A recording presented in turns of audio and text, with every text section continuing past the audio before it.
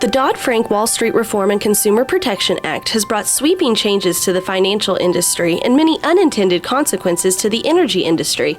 On April 10th, the CT Bauer College of Business addressed this issue during the final Distinguished Leaders series of the spring semester with a discussion on Dodd-Frank implications for the energy industry and firms, and invited Katherine Torres, Senior Manager of Risk and Control for AGL Resources, and Craig Pirrong, Bauer Finance Professor and Director of Energy Markets for the college's Global Energy Management Institute, to speak on the subject.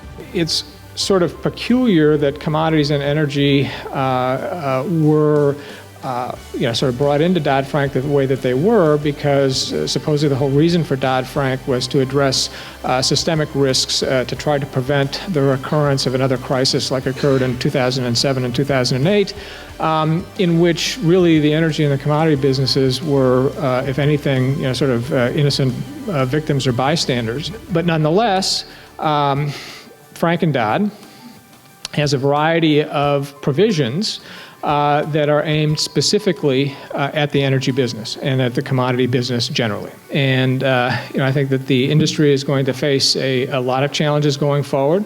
And one of the things to say about Dodd-Frank is we really don't know exactly what those challenges are going to be. Dodd-Frank has impacted key players in the swap market in several asset classes. Here's a picture of the different asset classes and the markets that are impacted. So anybody that does these type of transactions will be impacted by Dodd-Frank.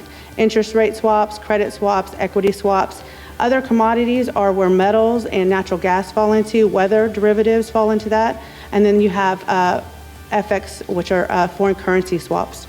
This is an example of some actual swaps that we enter into. The ones in blue, the dark blue, those are the ones that Sequin and AGLR were actually impacted by. And those are part of our, those are swaps that we consider in our entity determination calculations every day. So that's something that we would have to go across the enterprise and get the information on and calculate the data to actually determine if we are a swap dealer, MSP, or end user. Those are the cornerstones. I mean, depending on, it's kind of like a class system, depending on what class you are, depends on what you have to do and when you have to do it.